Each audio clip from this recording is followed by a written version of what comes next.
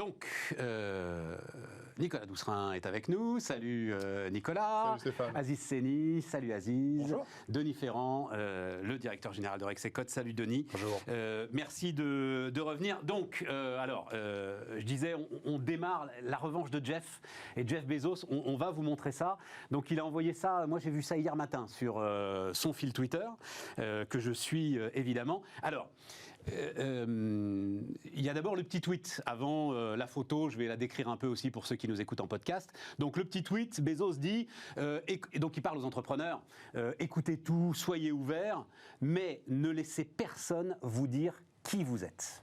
Et donc il met la une, alors du périodique, je crois que c'est un hebdomadaire, mais je ne suis pas sûr, du Barron's, qui vraiment est un des périodiques qui fait autorité à Wall Street, daté donc de mai 1999, que je ne dise pas de bêtises, oui c'est ça, mai 1999. La une du Barron's, c'est Amazon.bomb, Amazon.bomb, hein, on est en pleine période de .com, 99, Amazon.bomb. L'idée que le patron d'Amazon, Jeff Bezos, a inventé un nouvel environnement de business est complètement idiote. Is silly, dit le Barron's. C'est juste un intermédiaire de plus. Le marché action est d'ailleurs en train de s'en rendre compte et de le sanctionner. Les vrais vainqueurs du net, 1999, les vrais vainqueurs du net seront ceux qui vendent leurs propres produits directement aux consommateurs. Regardez ce qui se passe par exemple pour Sony. 1999. Est-ce que l'un de vous trois a un produit Sony dans sa poche? Mon Walkman, où est mon Walkman? Connaissez-vous quelqu'un qui a un produit Sony dans sa poche, qui ne travaille pas chez Sony ou chez un de ses partenaires? C'est extraordinaire quand même, non? Enfin, je sais pas. Nicolas, toi qui a entrepris, a connu l'échec, connaît le succès, etc. Qu'est-ce que ça t'inspire? Il y a quand même, pour que Bezos le mette sur son fil Twitter, je pense qu'il l'a quand même encore en travers de la gorge, tout ça. Tout Bezos qu'il est aujourd'hui et tout successful qu'il est aujourd'hui. Oui, mais d'ailleurs, c'est ce qui inspire souvent les entrepreneurs, c'est que finalement, on peut faire toutes les études de marché que l'on souhaite. On peut se payer les meilleurs cabinets de conseil. On voit que les grands entrepreneurs en tant que tels, ce sont des entrepreneurs un peu fous, qui ont un rêve, qui ont une vision et qui tiennent cette vision. On a aux États-Unis Steve Jobs, on a Elon Musk dans son style. Enfin, il faut aller voir sur le compte de Steve Jobs, allez voir ce tweet. Et la première des réponses, c'est Elon Musk qui se met une petite médaille 2. C'est-à-dire, je suis le deuxième après toi à avoir vécu tout ça et avoir réussi ce que tu es en train de réussir. Quand Elon Musk a voulu créer, que ce soit SpaceX ou tout simplement Tesla, tout le monde a dit, tu t'attaques à une industrie qui a 1 siècle et demi. Tu n'y arriveras jamais. Si je ferai ma voiture 7 places, plus performante qu'une Ferrari, autonome, 100% électrique. Tu n'y arriveras jamais. Tu t'attaques à Mercedes, Volkswagen, tous les grands constructeurs. Eh bien, il dit si. SpaceX, il a fait la même chose.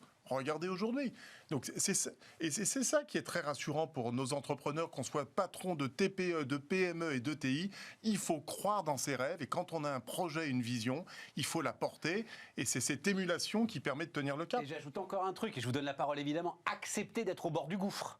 Parce que à ce moment-là, il n'est pas au mieux quand même, Jeff Bezos. Non. Quand tu te retrouves à la une du Barron's caricaturé en bombe qui va exploser à la figure de tout le monde, c'est quand même très très mauvais pour les affaires. Hein. Tesla, il y a 2 ans et demi, 3 ans, dans tous les échos, toute la presse économique, au bord de la faillite financière, des pertes. Il appelle Tim Cook pour vendre. Hein. Ouais. Il appelle pour vendre, c'est-à-dire ils sont au bord du gouffre et puis il y a cette espèce de petite flamme là qui permet de garder cette lueur, de garder le tunnel et finalement d'avancer. Et moi, c'est ce que je trouve génial. Et c'est pour ça que j'ai 4 entrepreneurs, c'est le plus beau métier au monde, quoi. C'est génial. Aziz. Il faut écouter sa petite voix, je dis souvent. Alors, c'est pas de la schizophrénie, ou si elle l'est, c'est de la schizophrénie contrôlée. Quand on lance un projet, et Dieu sait que j'en ai lancé quelques-uns, vous avez d'abord ceux qui vous disent « Non, mais c'est pas possible. Tu vas monter un fonds d'investissement pour aider les PME et les TPE en banlieue, mais ça ne marchera jamais. 300 millions en gestion aujourd'hui. T'écris un bouquin à 25 ans. Ce qui s'appelle plus d'ailleurs, Business Angel des cités. Ça s'appelle Impact Partner aujourd'hui. 300 millions en gestion aujourd'hui. Tu vas écrire un bouquin à 29 ans, mais t'as rien à dire, personne ne le lira. Enfin, il y a toujours des gens pour vous expliquer que c'est pas possible. Les quelques personnes qui vous disent... L'ascenseur social était cassé, j'ai pris l'escalier. C'est ça, Aziz. Combien d'exemplaires? Des dizaines? 30 000. 30 000 pour et puis un retentissement qui a été au-delà en fait, du nombre d'exemplaires vendus. Au-delà de ça, c'est d'aller au-delà de ce qu'on entend, vraiment sentir au fond de soi, est-ce que ça va marcher? Et même si on se plante, et alors? Tu prends l'exemple de Bezos, là, et il est dans la tempête, mais c'est dans la tempête qu'on reconnaît les bons marins, disent les Bretons. Ouais. Si tu tiens ta barre et que tu y crois et que tu penses que vraiment, après la tempête, il y a un petit bout de soleil qui arrive, et puis de toute façon, quand on monte un projet, on pense toujours à toutes les merdes qui vont nous arriver, mais il y a aussi des tas de belles mains qui nous tendent la main. Il y a des tas de personnes qu'on rencontre, des portes qui s'ouvrent qui n'étaient pas du tout prévues, et c'est la magie de la vie. Donc on y croit, on y va à fond, on croit en ses rêves. Bien sûr, la tête dans les étoiles, mais les pieds bien sur terre. Voilà, c'est ça, parce qu'il y a cet adage que j'aime beaucoup, vision sans exécution n'est qu'hallucination. C'est-à-dire qu'une fois que tu as la vision, il faut derrière, et ça, ça a été la grande force de Bezos. C'est ce qui fait que encore aujourd'hui, je lis des trucs, les gens ne comprennent pas Amazon. C'est-à-dire, Bezos, il choisissait les sièges des bureaux, des open space où aller s'asseoir. C'est dizaines de milliers de salariés, un contrôle des coûts, mais absolu, du début à la fin. Donc, il y a ça aussi quand même dans la réflexion. Il y a un rêve, moi je dirais qu'en deux, il y a de l'ambition. Un rêve sans ambition, ça reste juste une petite idée qu'on a dans la tête. Ouais, super. Il y a des tas de gens qui rêvent de gagner au loto, sans jouer d'ailleurs, c'est intéressant. L'ambition, c'est puis derrière 220 millions aujourd'hui. Oui, je veux pas. Du rêve, de l'ambition, et puis derrière du travail. Mais ce n'est même plus du travail, parce que les entrepreneurs à qui tu les connais bien, à qui tu parles de ce qu'ils font, mais ils ne travaillent pas, ils sont passionnés, ils jouent tous les jours, ils s'amusent, ils s'éclatent. C'est ça être entrepreneur. Et on a une chance, nous les entrepreneurs, c'est que contrairement malheureusement à la majorité de la population, c'est qu'on a choisi ce qu'on fait. Il y a beaucoup de gens qui se lèvent le matin sans avoir choisi le job qu'ils ont. Les entrepreneurs ont la chance de se lever avec la banane, ou pas, mais en tout cas, ils ont choisi ce qu'ils font. Et c'est cette forme de liberté qui est extraordinaire. Bien sûr. On a choisi. Je t'ai convaincu. Ah ben... tu l'étais déjà. Après 55 ans de vie de salarié, je me suis moi-même convaincu, si tu veux. C'est pour ça que je lance là. Denis, tu as un mot là-dessus? En fait, justement, pour compléter ce que tu as évoqué rapidement, Aziz, je pense qu'il y a aussi la question... Bah oui, on peut croire à ses rêves, mais à un moment, ces rêves ne se manifestent pas. Ouais. Et il y a quand même aussi un apprentissage de l'échec qui est fondamental. C'est-à-dire que oui, on peut avoir à un moment un retour à mauvaise fortune, mais on a toujours la possibilité de rebondir. Et c'est ça qui est très important, c'est que les rêves ne sont peut-être pas réalisés le premier coup, mais peut-être se matérialiseront-ils à la deuxième étape. Et ça, c'est beaucoup plus valorisé quand même côté américain que cela ne l'est côté français, me semble-t-il. C'est un peu mieux, Denis, côté français, parce qu'on s'est quand même beaucoup battu et mobilisé depuis 10 ans, mais moi, c'est ce que je dis, c'est ma phrase leitmotiv quand j'ai fait mon bouquin. Donc il faut le rappeler quand même, parce que Nicolas est connu, mais pas tout à fait Johnny Hallyday. Donc effectivement, on s'est rencontrés, Nicolas, quand tu as écrit un bouquin époustouflant, il paraît que je l'ai dit, donc je le répète, qui s'appelait « Ma petite entreprise a connu la crise », et tu racontais comment une boîte de travail temporaire, c'était ça, à Nantes, ressources humaines, à Nantes, avait été balayée en quelques semaines par une crise venue de Lehman Brothers, de Wall Street, avec qui tu n'avais jamais eu la moindre interaction de ta vie. Quoi, Oui, parce qu'à l'époque, quand j'ai créé Solic en 96, c'est 35% de croissance par an de manière ininterrompue pendant 10 ans. En 2008, on fait plus de 10 millions de chiffres d'affaires, on sort 1 million de résultats, on a 6 implantations au niveau national. Et lorsque Lehman Brothers fait faillite le 15 septembre, en 2 mois, nous avons perdu 55% de notre chiffre d'affaires. Donc je me suis retrouvé avec une centaine de salariés. Il n'y avait pas de fonds de garantie. Il n'y avait pas de fonds de garantie, il n'y avait pas de chômage partiel parce que c'était ultra complexe de le mettre à l'époque. Il y avait autant de législation sur le chômage partiel qu'il y avait de régions en France. Il faut imaginer, il fallait appeler toutes les inspecteurs du travail dans chacune des régions. C'était un enfer. Et c'est vrai qu'à l'époque, ça a été un combat. Mais c'est de cette expérience-là que j'ai appris, bien évidemment, que j'en ai fait mon nouveau métier aujourd'hui. Et je le dis dans mon bouquin, c'est ma phrase écrite au-dessus de mon bureau. Être entrepreneur, c'est finir par réussir à force de ne jamais abandonner. Ça veut bien dire ce que ça veut dire. Ça veut dire qu'on a le droit de se tromper. Et il faut savoir se tromper pour apprendre de ses erreurs. Mais il faut toujours garder le cap, tenir. Et c'est ça qui nous anime quotidiennement. Après, vas-y. Plus ça rate, et plus ça a de chances de réussir. Ouais, alors après, parce que je vous ai envoyé ça hier soir quand je l'ai vu, je dis on en parle, et Denis, tu m'as dit tiens, tu vas avoir plein d'exemples, je suis sûr de... Et j'ai pensé tout de suite à Carlos Ghosn et à la voiture électrique. Ah ouais. Et j'ai été ressortir, oui mais non en fait, tu vois, j'ai été ressortir, donc moi-même, j'ai écrit un papier là, octobre 2012, octobre 2012, les gars. 2012. Il y a absolument tout. D'ailleurs, mon papier s'appelle l'évidence électrique. Je viens de discuter avec Carlos Ghosn. Il vient de tout m'expliquer sur le système, sur ce qui va se passer. Alors, à l'époque, ils sont encore dans l'idée, je ne sais pas si vous vous souvenez de cette boîte israélienne qui s'appelait Better Place, de remplacer. On ne va pas recharger, en fait. On remplace les batteries. On remplace les batteries dans des stations-service. Voilà. Je ne comprends pas d'ailleurs pourquoi. Je continue à penser que ce concept est le meilleur, mais enfin bon, voilà. Bref, ça, visiblement, en logistique, c'est impossible à organiser. Et puis je pense qu'il y a trop de valeur de stock, en fait. La batterie, ça coûte trop cher, il y a trop de valeur de stock. Et ça, l'avait prévu, en passage. Ouais. Oui, mais ils ne l'ont pas mis en place. Sauf que tout ce qu'explique là Carlos Ghosn 2012, je suis désolé, Renault n'est pas aujourd'hui le phare de la voiture électrique. C'est Tesla, le phare de la voiture électrique. Vision et exécution. Voilà. Et Carlos Ghosn a quand même, qu'on le veuille ou non, Dieu sait que je l'ai porté, que j'en ai fait l'un de mes héros, en termes de management, visiblement, il avait quelques problèmes. Voilà. Oui, enfin, à ce niveau-là, c'est chaud. Denis, 6,25 finalement, donc Bruno Le Maire s'est permis de relever une perspective de croissance qui était déjà très élevée, 6%, 6,25, ça confirme tout ce que tu dis, Denis, donc voilà, j'étais ravi. Merci. Merci de me tendre la perche. Et tout ce que tu me dis depuis de très nombreux mois, moi je tiens à le dire. Ah oui, je voulais juste rajouter ça sur Barron's, sur la presse d'une manière générale. Je ne vais pas me faire des amis, mais je suis assez fasciné quand tu vois une pareille. Quand tu vois que les mecs se gourrent à ce point-là, incroyable. Quand est-ce qu'ils ont rendu des comptes? Je ne sais pas. Donc, Denis, toi, il y a des mois que tu me racontes ce scénario, même à un moment où beaucoup n'y croyaient pas. Oui, tout à fait. De toute façon, quand tu fais du moins 8, le plus 6,25 est effectivement quelque chose qui était assez dans les clous. Surtout, on regarde ce qui s'est mis en place avec tous les dispositifs de soutien. Sur le 6,25, il y a quand même une petite subtilité qui est assez intéressante à relever. C'est qu'il n'y a pas eu de révision du déficit public qui est attendu. Donc, il y a normalement, quand tu fais un peu plus de croissance, ça te génère un petit peu plus de recettes. Quand en plus cette croissance, elle vient par un peu plus de conso, ça te fait plus de TVA. Donc, normalement, ton budget, il s'améliore. Enfin, ton solde budgétaire s'améliore. Ils n'ont pas amélioré, ils n'ont pas révisé le solde budgétaire. Non. Où est la cagnotte fiscale? Non, alors c'est intéressant. Là-dessus, il y a un point, je voulais justement t'interroger là-dessus, parce que ça fait 2 fois que j'entends Bruno Le Maire le dire, mais le dire très très vite, parce qu'il comprend bien que c'est pas un truc. Il dit, donc en fait, c'est Xavier Bertrand et Marine Le Pen qui ont commencé à l'attaquer sur le fait que l'État est en train de se goinfrer sur la hausse des prix de l'énergie, du fait de la hausse de la TVA. Et Bruno Le Maire leur répond en bon gestionnaire, c'est autant qui va être en moins dans les résultats des entreprises. Ça va être déduit du résultat, les prix de l'énergie très élevés, et donc d'impôt sur les sociétés.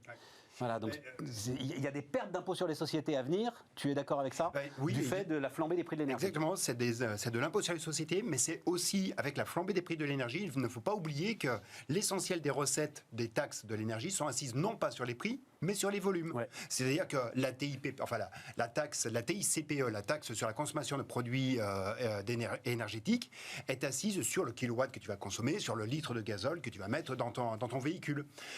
Donc, ça dépend de la quantité. Et quand il y a une hausse du prix, normalement, ta quantité consommée est réduite.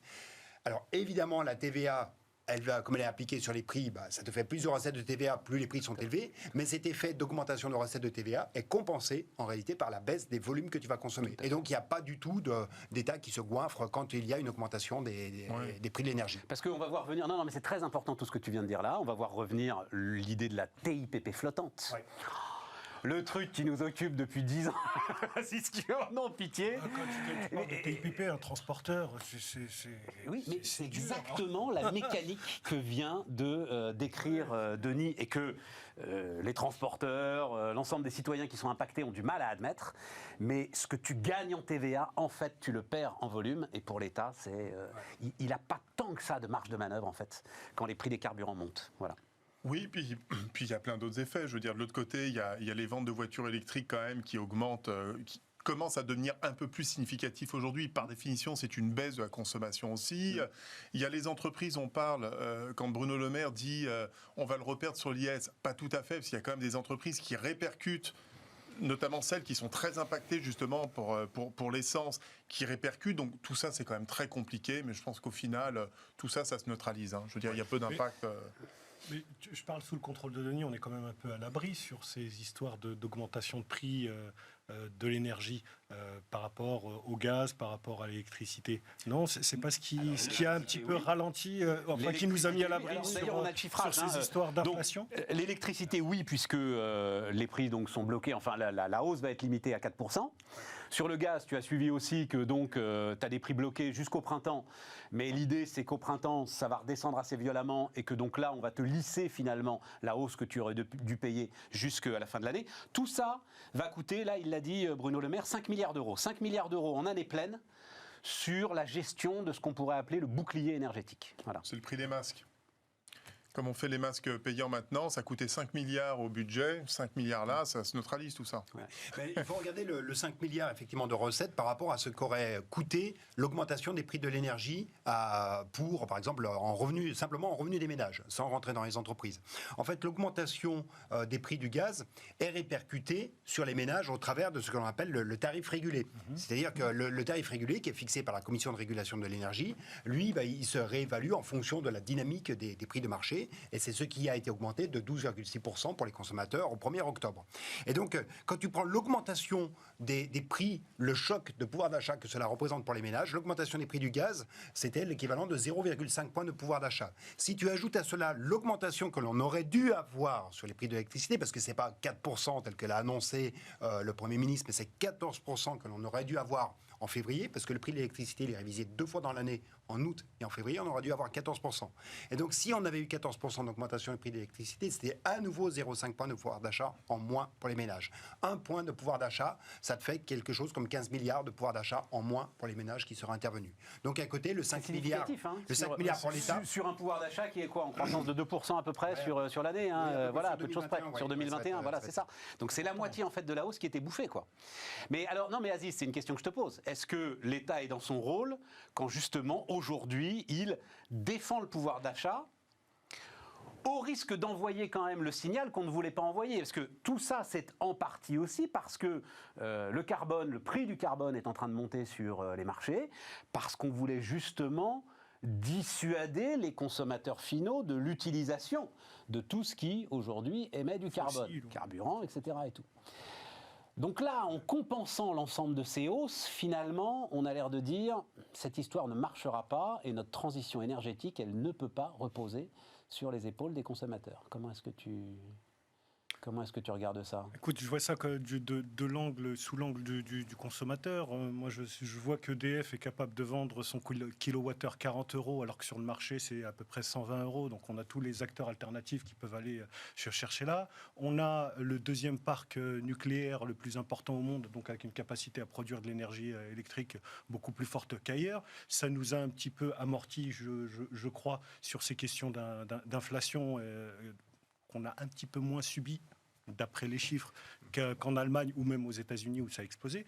Moi, je crois qu'au contraire, ça peut être un moment où l'accélération de la transition énergétique va se faire par le portefeuille. Excuse-moi d'être direct. Non, mais moi, ce qui m'intéresse, mais moi, ce qui m'intéresse, c'est toi, chef d'entreprise. Alors, je ne sais pas si tu l'es encore, mais qui a été chef d'entreprise d'une entreprise de transport. Tout à fait. En gros, si tu ne laisses pas filer les prix des carburants, par exemple, tu ne vas pas inciter le chef d'entreprise à avoir une transformation de son parc.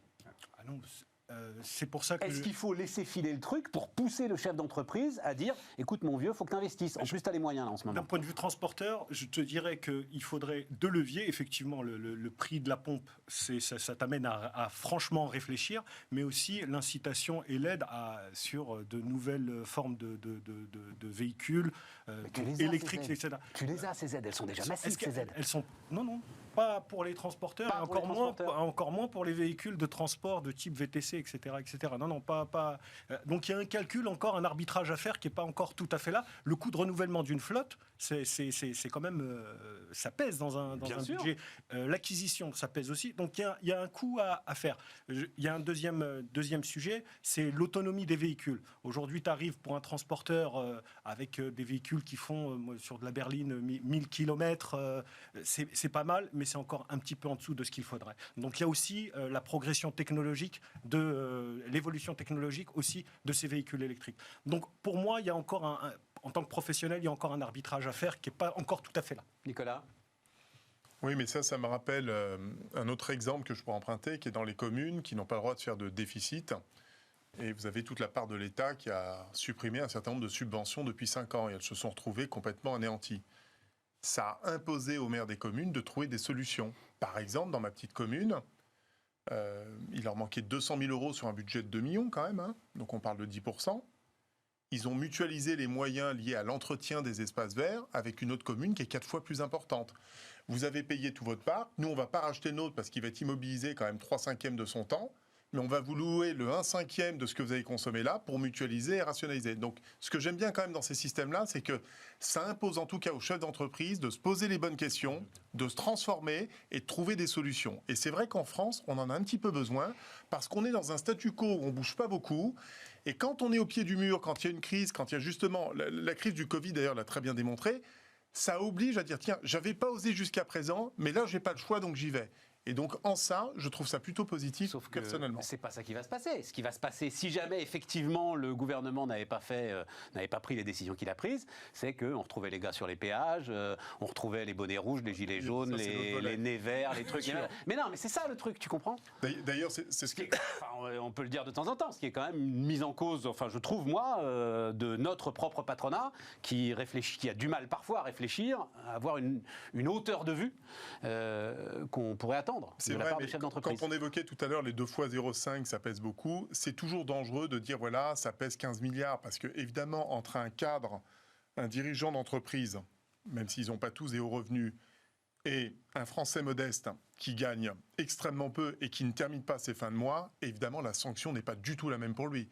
Le plein d'essence à plus 10 euros, plus 15 euros, ça n'a rien à voir. C'est directement la nourriture auprès de ses enfants dans sa famille. Voilà, et on ne peut pas juger ça. C'est pour ça qu'il faut toujours faire attention quand on diffuse des chiffres comme ça, parce que les conséquences sur les plus modestes, c'est terrible aujourd'hui, c'est très dur. Le premier décile, donc les 10% de personnes qui ont le revenu les plus faibles, le coût de l'énergie, c'est 15% du budget. En moyenne, en France, c'est 7,5%. Mais pour le premier décile, c'est 15%. C'est dans un rapport de 1 à 2 par rapport à la... voilà, un chiffre très clair. Je me souviens, il y a du temps, j'avais mon mouvement citoyen où j'étais allé à Oyonnax. Je me souviens, j'avais discuté avec un salarié qui travaillait dans une usine de transformation de matières plastiques. Quand il explique qu'il travaille 37 heures dans sa journée avec un bruit d'enfer pour broyer de la matière plastique transformée en microbilles, et qu'il explique que le 20 du mois, il n'a pas assez pour faire vivre sa famille, et qu'il prend en plus du McDonald's le soir pour bosser jusqu'à 22h30 pour arrondir les fins de mois pour nourrir sa famille, on se dit que là, en France, c'est pas normal. Il y a quelque chose qui va pas, quoi. C'est pas normal qu'on ne puisse pas vivre de son... Non, mais alors c'est intéressant parce que je vous disais campagne économique enfin, c'est-à-dire que on a l'impression là, enfin je sais pas si c'est l'impression que vous avez, que les sujets se sont recentrés justement sur ce que tu viens de décrire, autour des retraites, autour du pouvoir d'achat, autour du travail, et la question que j'avais à vous poser, c'est, alors, est-ce que c'est très bien finalement oui, c'est ce qu'il faut.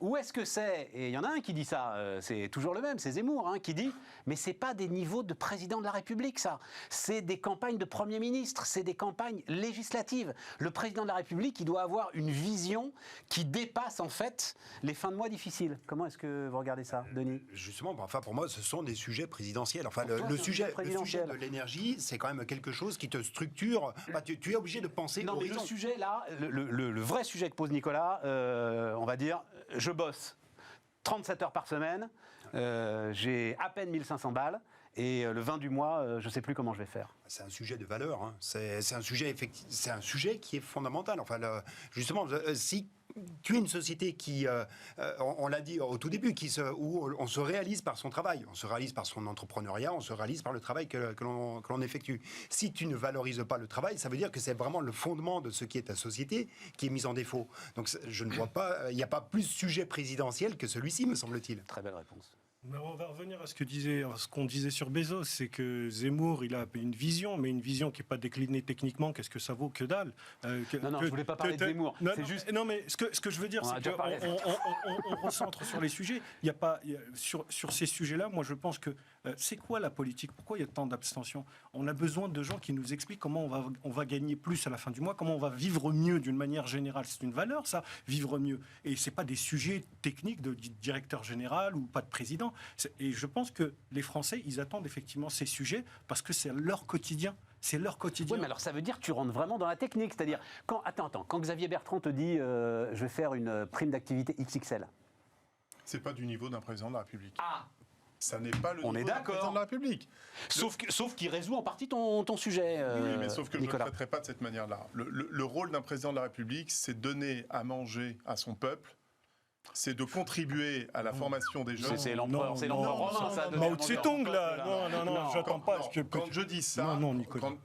quand Vas-y, je vas-y. dis ça, je dis pas nourrir au sens, faut pas le regarder au sens propre. Le rôle quand même d'un chef de l'État, c'est que vis-à-vis de ses concitoyens, c'est qu'on ait un maximum de gens qui soient en capacité de travailler, de vivre décemment de ses revenus et d'assurer, j'allais dire, le bonheur et le bien-être au plus grand nombre. C'est quand même ça le rôle. Sinon, il n'y a pas d'intérêt. Il faut changer de métier. Donc, je pense que la vérité est entre les deux, c'est-à-dire entre la déclinaison des mesures qui sont proposées par Valérie Pécresse ou Xavier Bertrand, et avoir un chef de l'État qui dit voilà, je sors 2 chiffres. En 1968, quand vous prenez un bulletin de paye en 1968, bulletin de paye de mon cher papa, entre le brut et le net, il y avait 5,2% de retenue. 5,2%. On est à 23%. Les charges patronales, c'était 15,5%. On est en moyenne entre 45 et 50%, suivant qu'on est cadre ou non cadre, etc. Et on fait quoi? Ça fait 45 ans que nous faisons du déficit en permanence. Il est là le sujet. Donc, le rôle d'un président de la République... Le reste, après, c'est de la tuyauterie. Exactement. Ouais. Exactement. Je suis Donc, d'accord. on fixe une vision à 15 ans pour augmenter un pouvoir d'achat. Et là, c'est un plan de transformation. On pourrait revenir, je suis désolé, j'en ai déjà parlé dans les précédentes émissions, sur les 35 heures. Faisons le vrai bilan des 35 heures. Non, mais on n'a pas le temps. Non, mais pas là. Mais, attendez, Non, mais le point est... Non, posé. mais Regardez le sujet. problème, Vas-y. c'est le prisme par lequel on regarde les choses.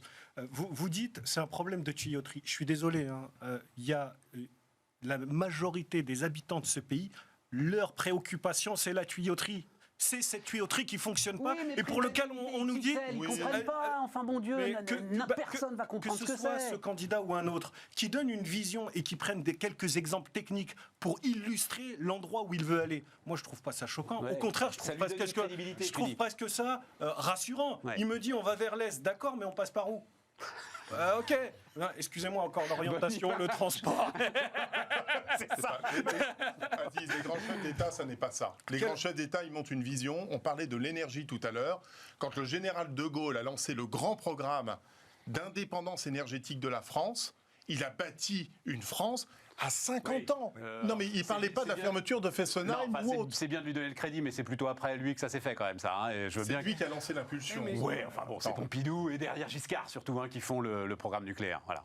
Le grand... C'est Pompidou-Mesmer. Le vrai départ, c'est Pompidou-Mesmer. Ariane Espace, le TGV, le nucléaire, c'est quand même des grands programmes qui ont inspiré, qui ont été impulsés d'en haut, et ensuite on l'a décliné. Oui, mais Nicolas, j'insiste parce que ça donne un peu raison à Aziz, c'est-à-dire que De Gaulle, effectivement, tu as des grandes envolées. Derrière, c'est quand même le président Pompidou, très industriel, très Troisième République, très DG. Gustave Eiffel, voilà, très DG, Le tu vois. fils spirituel, mais le fils spirituel de De Gaulle. Qui va mettre le truc en place. Oui, bien sûr. Les amis, on marque une pause et on parle de ce dont tu voulais parler, Aziz, qui m'intéresse beaucoup aussi, c'est l'entreprise à l'école. Dans un instant.